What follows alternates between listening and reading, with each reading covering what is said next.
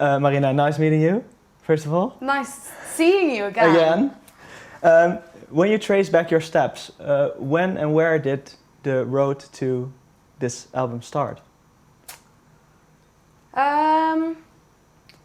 Well, there are two specific moments for me. The first was when I wrote the first song, which was Living Dead, and that signaled the direction in the production, which was kind of I wanted to make a dark electronic pop record.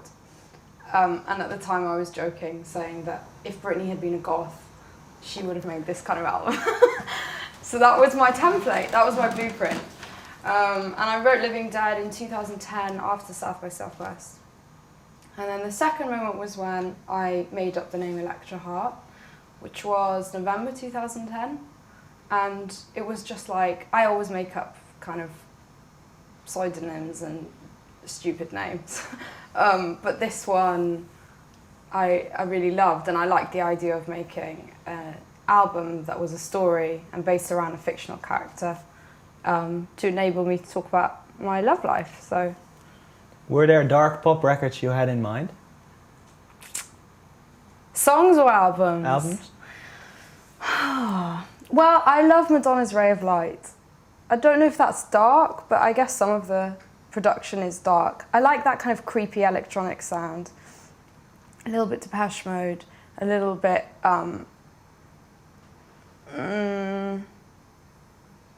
Toxic. Because I noticed that all the big pop songs that I loved had a lot of minor chord sequences. So something like Toxic is actually a very good example. The first song you wrote, Living Dead, has quite a sinister tone. Yeah. From what state of mind did that song originate? I was so not in a good mood for a long time. And now that I think of it, I'm just like, I can't believe it. I was so dissatisfied. But, you know, certain things in my personal life had gone wrong, and really it should have been quite a happy time because I just launched my first album. But obviously I wasn't that happy because I wrote that song immediately after I released it. But you don't really understand those things until afterwards when you kind of look back on them. So what was this dissatisfaction based on then? Plenty of things, you know, mainly personal things, I think, but also the fact that I didn't feel like, even though I was an adult, I didn't feel like I had the, how do I put it? Had, you know, the power to live my own life and to be my own person. I think when you are trying to please other people all the time, that often happens, and you end up feeling like you haven't really lived your life. So that's where it stemmed from, really. Is there then no one that can give you that power?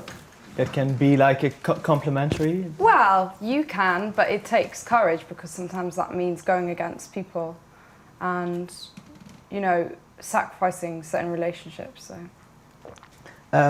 How would you describe Rick Knowles' part in this? Oh, I love him. He was instrumental in making the second half of the record, which was, I would say, I mean, it was much more playful than the first half, because the first half was much more literal and emotion-based. The second half was more fantasy-based. So I was writing songs like Homewrecker, Bubblegum Bitch, Prima Donna. But he, I mean, I think he just really stabilized the record because he ended up doing half of it. And, you know, 3 of the songs, Hippocrates, Valley of the Dolls, and State of Dreaming, had a lyrical depth, but also a sonic depth to it as well. So I was so thrilled to work with him. Because before you started working with him, you weren't too keen on collaborating. No, I Why was not? Because I just thought, even though I had collaborated for 4 tracks on my old album, I had done, you know, almost, well, 75% of it myself, which is really unheard of for a pop artist to write their own songs. And I felt like if I went into that co-writing world, it meant that, you know, I didn't have credibility anymore, or that people wouldn't think that I was a real artist.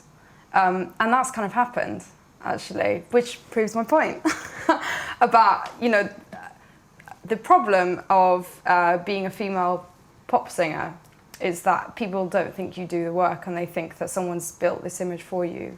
And I think for some singers they have had that, but there are other singers who, you know, have actually worked really hard. So. But have you come across people who think that? Yeah, they think that they think like I didn't write Prima Donna. They think that I didn't write any of the lyrics. It's just really wild. I'm not even annoyed at it. I'm just so shocked because my history is there for everybody to see online. But why bother with these people? Why should you take notice of what they say? Well, sometimes you can't help it, you know, if it's a journalist asking you stuff. But, you know, some stuff is just online crap, so...